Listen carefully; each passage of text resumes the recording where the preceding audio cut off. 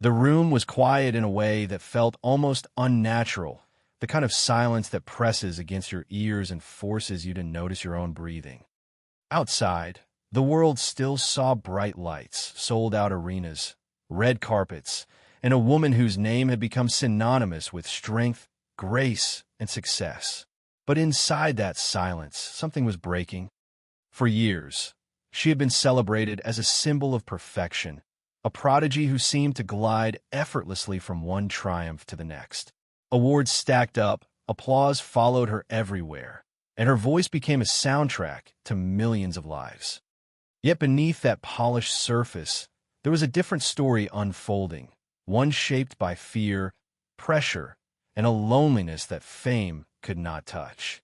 What makes this story so difficult to hear is not just the pain itself, but how long it stayed hidden. While the world clapped, she learned how to smile on command. While cameras flashed, she learned how to disappear emotionally. Success came early, almost violently fast, and with it came expectations that no teenager could truly understand, let alone manage. She was still forming her sense of self when powerful adults around her began to pull at it, reshape it, and test how much of her silence they could buy. Every step forward in her career demanded a compromise, and every compromise carved away something personal, something fragile. There is a moment, often overlooked, when admiration turns into pressure. For her, that moment arrived long before she was ready. She entered an industry that promised opportunity but operated on control. People spoke about her talent as if it were a resource to be mined, something to package, polish, and sell. Behind closed doors, the rules were unspoken but clear. Conform or be erased. Be grateful, even when you are uncomfortable. Stay quiet, especially when something feels wrong. What the public would later celebrate as discipline and professionalism was, in reality, survival. At night, when the music stopped and the crowds were gone, the weight of that survival pressed down hard. She questioned herself constantly, wondering whether the unease she felt was weakness or intuition. There were moments when she sensed danger in rooms where she was supposed to feel honored, moments when attention crossed lines and power was used as leverage. But the cost of speaking up felt unbearable. She was young, new, and painfully aware that dreams could be taken away as quickly as they were given. So she learned how to endure. This endurance came with a price. The more she succeeded, the more isolated she became. People saw confidence, but inside there was confusion. People heard strength, but inside there was exhaustion. The persona she built for the world began to feel like a mask she could no longer remove. She played her role flawlessly, but the performance never ended. Over time, that constant acting began to suffocate her, blurring the line between who she truly was and who everyone expected her to be. The heartbreak in this story is not a single event, but a slow erosion. It is the realization that achievement does not protect you from harm, and talent does not shield you from exploitation.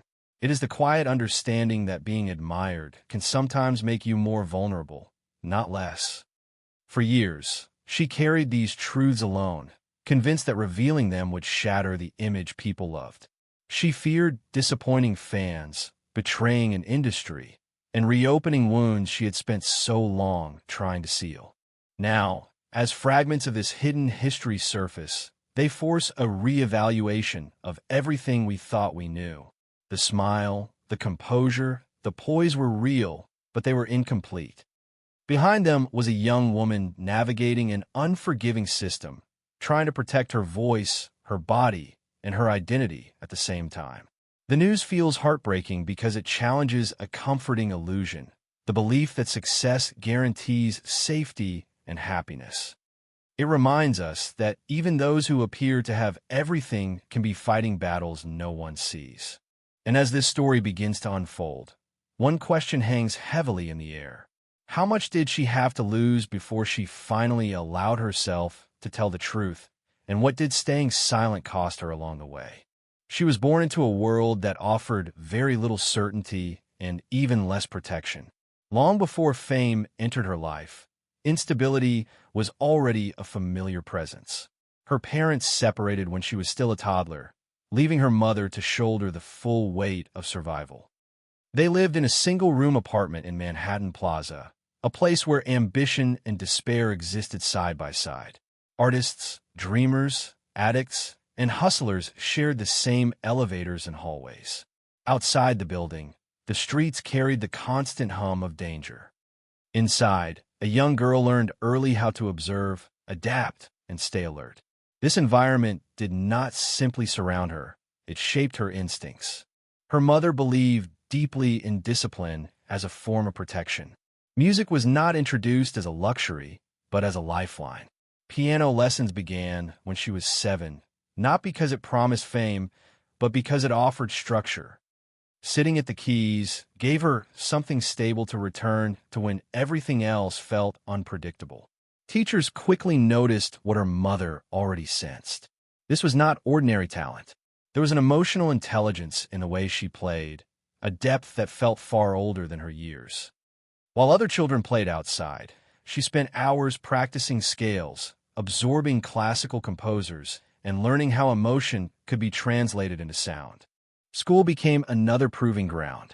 Enrolled in a professional performing arts environment, she learned to perform under pressure while still navigating adolescence. By the time she graduated as valedictorian at 16, she was already living a double life. One part of her was a disciplined student, the other an emerging artist being watched closely by adults with influence. When a major record deal arrived, it felt like validation for years of sacrifice. To outsiders, it looked like destiny. To her, it felt like standing at the edge of something vast and unknown. What followed was a collision between innocence and industry. Entering a powerful label as a teenager, she found herself surrounded by people who spoke the language of opportunity while practicing the language of control. Meetings were filled with opinions about her appearance, her weight, her hair, her image. These were not suggestions. They were expectations delivered with smiles. Her music, the very thing that had sustained her through childhood, was suddenly treated as negotiable. Songs she wrote from lived experience were dismissed in favor of safer, more marketable alternatives. Each rejection carried an unspoken message. Trust us. We know better. The pressure was relentless.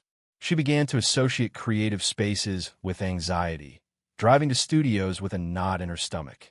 What once felt sacred now felt transactional. She was praised for her potential while being stripped of agency. The contradiction was destabilizing. She had been taught that hard work and excellence would protect her, yet here she was excelling and still being diminished.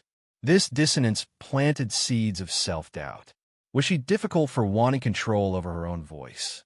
Was she ungrateful for resisting a system that promised success? At the same time, loneliness deepened. Surrounded by executives, producers, and industry insiders, she had very few peers who understood what she was experiencing. Most of the adults around her had power. She did not. That imbalance influenced every interaction. Compliments felt conditional. Support felt fragile. Trust felt risky. She learned to monitor her words carefully, to read rooms quickly, and to suppress discomfort for the sake of progress. These survival skills helped her endure, but they also isolated her emotionally. When a label eventually let her go, it was devastating and liberating at the same time. Being dropped felt like confirmation of her worst fears. That maybe she was not enough. That maybe resisting had cost her everything. But beneath the shock, there was also relief. For the first time in years, the pressure to perform someone else's vision disappeared. In that quiet aftermath, she reconnected with the part of herself that existed before contracts and expectations. The girl who played piano because it made sense of the world. This period of uncertainty forced reflection. She looked back at how early success had accelerated her exposure to adult power dynamics before she had the tools to process them. Fame had not erased her vulnerability. It had amplified it. Growing up fast meant skipping the space where mistakes are allowed and boundaries are learned safely. Instead, she learned boundaries through violation and trial by fire. Her past now reads like a blueprint for both resilience and cost. Every achievement carried the imprint of pressure. Every strength was forged through necessity rather than choice. Understanding this context does not diminish her success. It reframes it. It reveals that what the world celebrated as effortless brilliance was, in truth, the result of constant negotiation with forces far larger than her. Forces that demanded silence, compliance, and endurance in exchange for a seat at the table. The shift from promise to crisis did not happen all at once. It unfolded quietly, in moments that seemed manageable on the surface, but carried heavy consequences underneath. After breaking free from the first system that tried to contain her, she stepped into a new chapter believing that creative freedom would finally bring peace. And in many ways it did. Her music soared, her voice found its audience, and the world embraced her as something rare and authentic. Yet even as success exploded, the emotional scars from earlier years never truly healed. They simply followed her into brighter rooms. With fame came a different kind of exposure. Every move was watched, interpreted, and judged. The very qualities that made her stand out now made her a target for scrutiny. She was praised as a symbol of dignity and self-respect. Her lyrics quoted as guidance for women searching for strength. That public image became a standard she was expected to live up to at all times. There was little space for contradiction, even though contradiction is a natural part of being human. As her career reached new heights, the distance between who she was allowed to be and who she actually was began to widen. The tension reached a breaking point when her private life collided with public expectation. What began as a personal relationship quickly transformed into a public controversy that refused to stay contained. Rumors spread faster than facts, and narratives hardened before explanations could catch up. Suddenly, she was no longer just an artist. She was a symbol in a moral debate she never agreed to join. Headlines framed her as a disruptor, a woman accused of betraying the values she sang about. The complexity of real relationships was flattened into blame, and nuance disappeared in the noise. What made this moment particularly painful was the silence that followed. She chose not to speak, not because she had nothing to say, but because any response risked inflaming the situation further. Silence, however, is rarely neutral in the public eye. It became interpreted as guilt, arrogance, or indifference. Every appearance was dissected for signs of shame or defiance. The pressure to defend herself clashed with a deeper instinct to protect what little privacy remained. Internally, this created a constant state of tension. Externally, it reshaped how audiences saw her. Behind closed doors, the emotional toll was profound. Trust became harder to extend, even to those closest to her. She questioned her judgment, replaying decisions again and again, wondering where intention and outcome had diverged. The criticism was not limited to strangers. It echoed in spaces that were once safe, forcing her to confront the reality that public opinion could infiltrate even the most personal corners of her life. The isolation she had known as a teenager returned, this time wrapped in adulthood and responsibility. At the same time, the industry continued to demand productivity. Tours, recordings, appearances all moved forward as if nothing had changed. There was no pause for processing grief or confusion. Professionalism required composure, and composure required suppression. She learned once again how to perform stability while feeling anything but stable. This dual existence, one public and controlled, the other private and raw, became increasingly difficult to sustain. The mask she had worn earlier in her career returned, heavier now because she understood its cost. As years passed, the unresolved weight of these experiences began to manifest in new ways. She grew more aware of how perfectionism had shaped her life. Every note had to be flawless, every appearance intentional, every statement measured. This relentless self-monitoring left little room for rest. Burnout crept in quietly, disguised as dedication. She began to recognize patterns she had inherited from childhood, The belief that worth was tied to constant effort, that slowing down meant failure. These realizations were unsettling, forcing her to confront the possibility that success had been built on unsustainable foundations. The next wave of scrutiny arrived unexpectedly, this time through technology. A short clip circulated online, stripped of context and amplified by algorithms. It ignited outrage across communities that felt disrespected by words she insisted she never said in that way. The explanation offered, that the clip was manipulated or misrepresented, did little to calm the reaction. Once again, she found herself caught between intent and perception. The speed of digital judgment left no room for clarification, only reaction. For someone who had spent years trying to reclaim control over a narrative, this loss of agency felt deeply destabilizing. Each controversy layered itself onto the last, creating a cumulative effect. Individually, any one moment might have been manageable. Together, they formed a pattern of emotional exhaustion. She began speaking more openly about mental health, acknowledging that the cost of constant visibility had been higher than she ever admitted. The admission itself was a turning point. It marked the first time she allowed the public to see not just strength, but vulnerability. Yet, even vulnerability came with risk. It invited empathy from some and skepticism from others. What stands out in this period is not collapse, but endurance. She did not retreat completely, nor did she fully surrender to the roles imposed on her. Instead, she navigated the tension as best she could, redefining boundaries in real time. She sought balance where imbalance had long been normalized. The tragedy here is subtle but powerful. It lies in how long it took for self-preservation to feel justified, and how much had to be endured before rest became an option. This phase of her life exposes a deeper truth about visibility and power. Even when success appears absolute, control can remain elusive. Even when a voice reaches millions, being heard accurately is not guaranteed. The heartbreak is not just what happened to her, but what it reveals about the systems surrounding her. Systems that reward output over well-being and clarity over complexity. As these realizations settled in, she stood at another crossroads, no longer defined solely by ambition, but by a growing need for honesty with herself.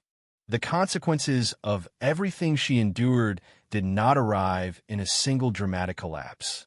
They unfolded gradually, seeping into every layer of her life until the effects became impossible to ignore.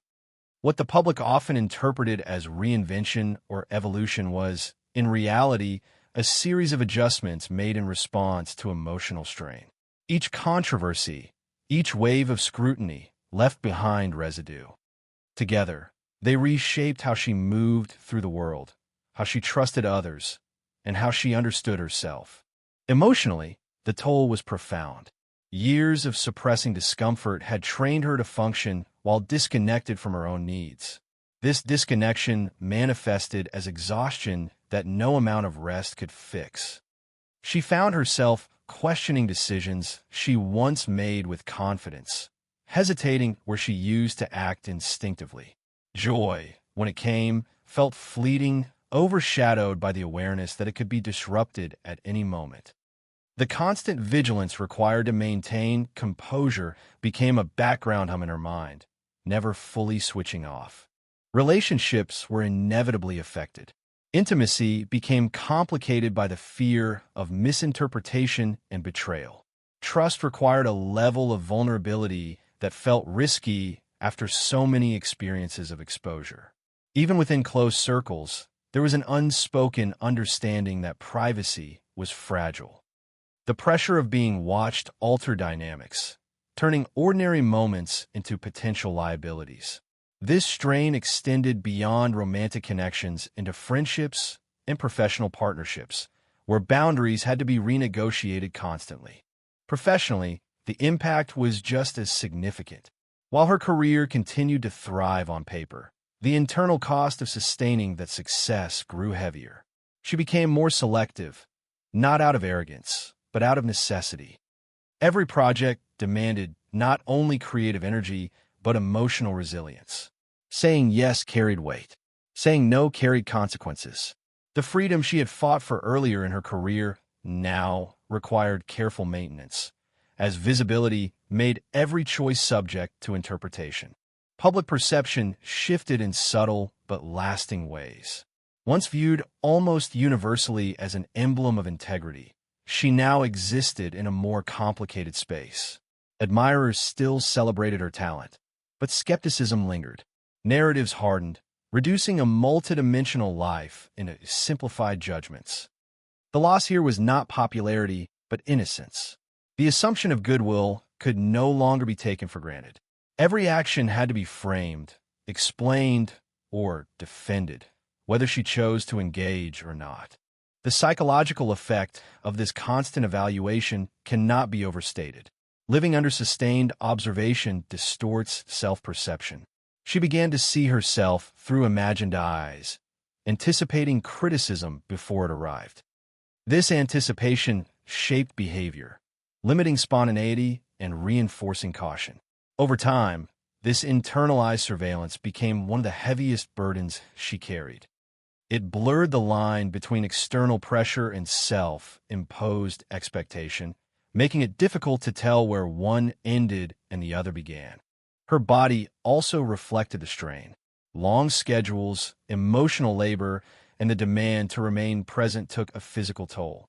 Fatigue became chronic. Stress manifested in subtle ways, forcing her to confront the reality that resilience has limits. The idea that strength meant endurance without complaint began to unravel. She recognized that survival strategies developed in youth were no longer sustainable in adulthood. What once protected her was now harming her. The ripple effects extended outward. Fans who had relied on her music as a source of empowerment grappled with their own reactions to her vulnerability. Some felt betrayed. Others felt seen. The divide revealed how deeply personal narratives become when projected onto public figures. Her story no longer belonged solely to her. It existed in conversation, debate, and judgment, shaped by experiences far beyond her control. This loss of narrative ownership was one of the most difficult consequences to accept. Yet within these repercussions, something else emerged. Awareness. The realization that continuing on the same path would lead to deeper harm forced a reckoning. She began to reassess priorities, questioning long-held beliefs about productivity, worth, and sacrifice. This reassessment did not happen overnight. It came through moments of stillness, through acknowledging discomfort rather than pushing past it. Choosing to listen to herself felt unfamiliar, even uncomfortable, but also necessary. The aftermath of these experiences left her changed, not diminished but altered. The cost of success was now visible, etched into her choices and boundaries. She carried the knowledge that resilience without care becomes self-erasure. The heartbreak lies not only in what she endured, but in how normalized that endurance had been. Her story exposes a truth many prefer to ignore. That admiration can coexist with harm, and that thriving publicly does not guarantee safety privately.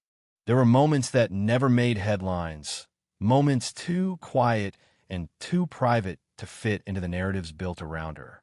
These were the hours before dawn, when sleep refused to come, when thoughts circled back to old conversations and unresolved feelings. In those moments, the weight she carried felt heavier than any public criticism. She questioned whether the version of herself the world consumed had slowly overtaken the person she once knew intimately. The silence in those hours was not peaceful. It was confrontational, forcing her to sit with truths she had avoided for years. Those close to her noticed changes long before she spoke about them openly. Friends described a woman who had learned to be composed at all costs, someone who rarely allowed herself to fully unravel, even in safe company. There was a carefulness in how she expressed frustration, a tendency to minimize her own pain so others would not worry. This habit, formed early, became deeply ingrained. She had grown accustomed to being the steady one, the reliable presence, the person others leaned on. Admitting that she herself needed support felt like breaking an unspoken contract. Behind the scenes, she began searching for ways to reconnect with herself without performance. Simple rituals took on new meaning. Quiet walks without music. Journaling without the intention of turning thoughts into lyrics. Sitting alone at the piano without recording equipment or deadlines. These moments were not productive in a traditional sense, but they were restorative. They allowed her to remember that her relationship with music existed before expectations, before validation, before survival became strategy. There were also conversations that changed her perspective. People who had witnessed similar pressures shared stories of burnout, regret, and the cost of never stopping. These exchanges resonated deeply. She realized how common her experience was, yet how rarely it was discussed honestly. The industry celebrated output, not sustainability. Vulnerability was praised only when packaged attractively. Raw truth, when inconvenient, was often ignored. Recognizing this pattern helped her separate personal failure from systemic design. One particularly telling moment came when she acknowledged how often she had dismissed her own intuition. Over time, she had learned to rationalize discomfort, convincing herself that unease was simply part of ambition. Looking back, she recognized how often her body had signaled boundaries her mind refused to honor. This awareness was painful, but it was also clarifying. It reframed past decisions not as weaknesses, but as adaptations made without full information or power. Her role as a mother added another layer of reflection. Watching her children navigate the world heightened her sensitivity to the messages she had internalized growing up. She became acutely aware of the example she set, not just through words, but through behavior. The thought of modeling relentless self-sacrifice unsettled her. She wanted them to understand that achievement did not require self-abandonment. This desire pushed her to confront patterns she had long accepted as normal. Privately, she struggled with guilt. Guilt for having resources others did not. Guilt for feeling overwhelmed despite visible success. Guilt for stepping back when so many expected her to keep giving. Untangling this guilt took time. She had to learn that acknowledging pain did not diminish gratitude, and that rest was not a betrayal of those who admired her. This reframing was one of the hardest internal shifts she made. There were setbacks, days when old habits resurfaced, when overcommitment crept back and disguised as enthusiasm. Change was not linear, but each time she recognized the pattern sooner. Each time she allowed herself to pause without explanation. These small acts accumulated, slowly reshaping how she related to work and visibility. The progress was subtle, but meaningful. What makes these quieter stories significant is how rarely they are visible from the outside. They reveal that healing does not happen on stages or in interviews alone. It happens in repetition, in choosing differently again and again. Her journey through these unspoken moments underscores a truth that often goes unnoticed. Transformation is rarely dramatic. It is built in private decisions that prioritize honesty over expectation. These unseen chapters do not erase what came before. They coexist with it. The pain, the success, the contradictions remain part of her story.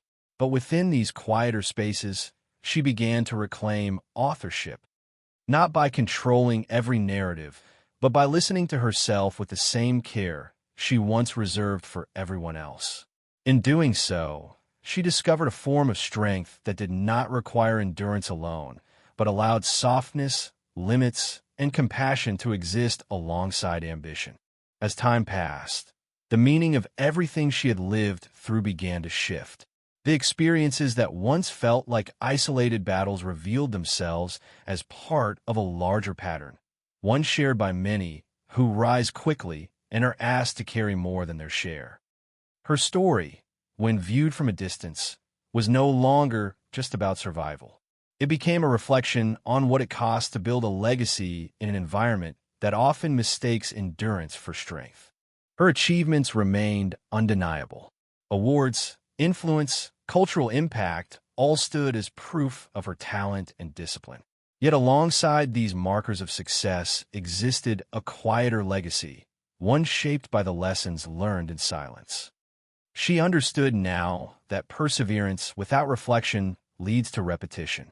The same pressures return in different forms unless consciously interrupted. This realization reframed how she viewed her past. Instead of seeing it as a series of hardships to overcome, she began to see it as information, hard-earned insight that could inform a different way forward. The concept of success itself evolved.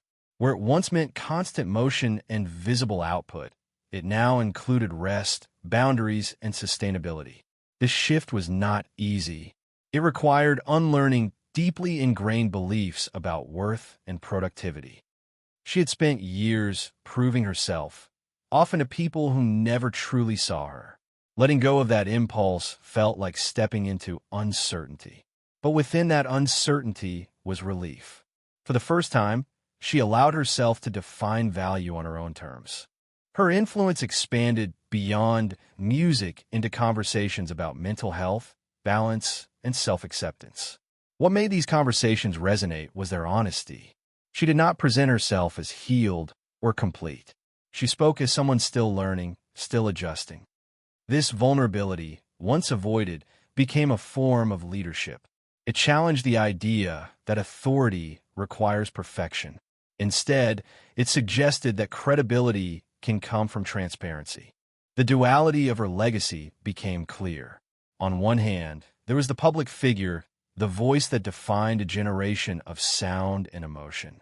On the other, there was the human being who navigated fear, doubt, and fatigue behind the scenes.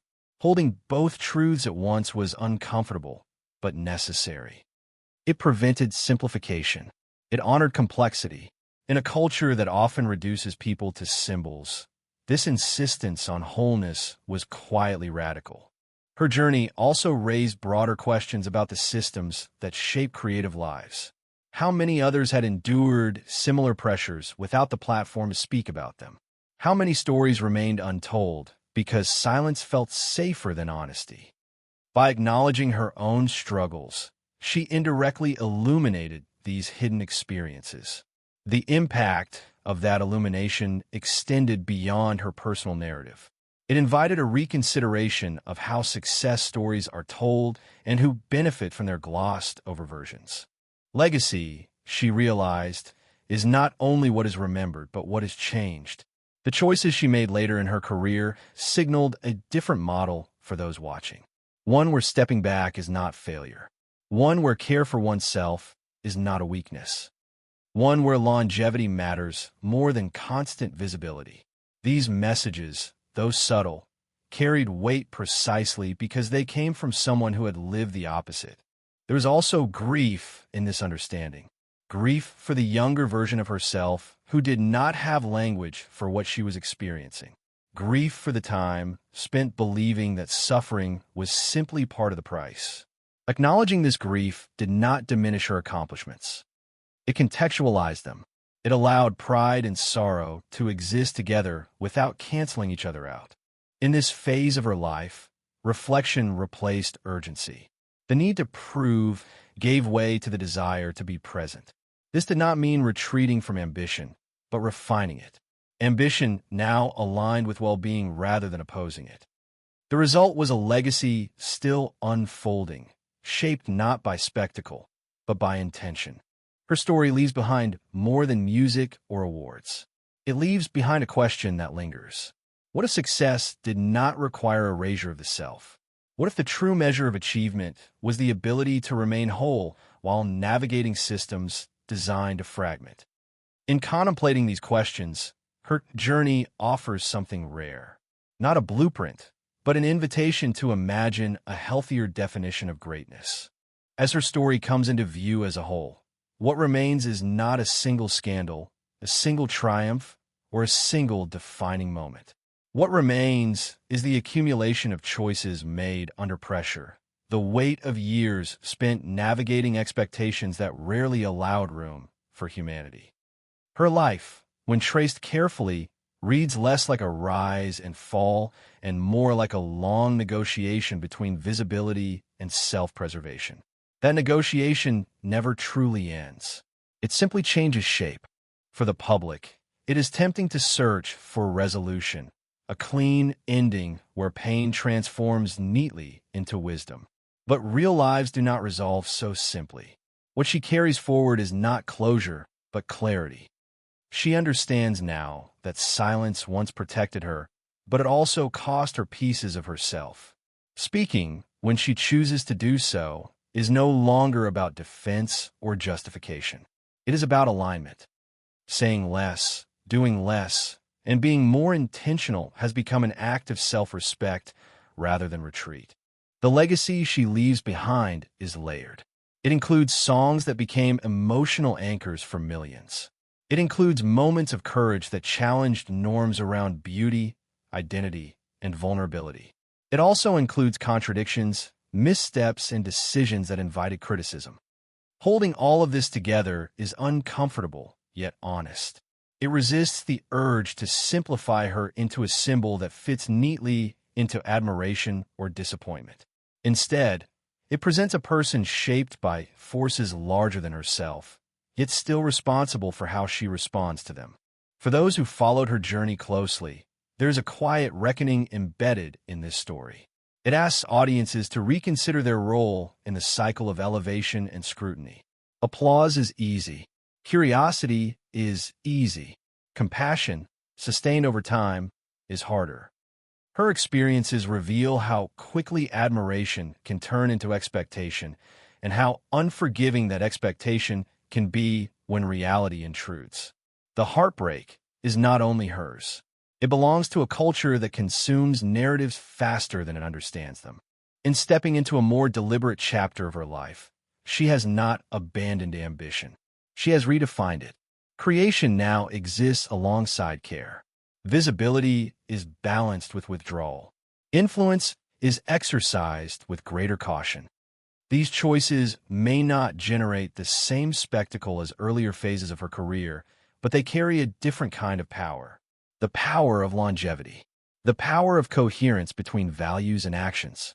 Her journey resonates because it mirrors struggles many face without the spotlight. The pressure to perform. The fear of disappointing others. The habit of minimizing pain to remain functional. Seeing these patterns reflected in someone so publicly accomplished disrupts the myth that success eliminates vulnerability. It reminds us that resilience without reflection can become a trap, and that survival strategies must eventually evolve. What lingers most strongly is the sense that this story is still unfolding, not in dramatic headlines, but in quieter decisions made away from cameras, in the choice to rest without apology, in the refusal to explain every boundary, in the willingness to accept complexity without rushing to resolve it. These are not gestures meant for approval. They are commitments to a life that can be sustained. As the music continues, so does the question her story leaves behind. What would change if success stories allowed room for fragility? What would shift if strength were measured not by how much one endures, but by how honestly one lives? Her life does not answer these questions definitively. It simply places them before us, unresolved and necessary. And perhaps that is the most enduring part of her legacy. Not a final statement, but an open space. An invitation to look beyond surfaces, beyond narratives that promise perfection, and to recognize the quiet courage it takes to remain human in systems that reward anything but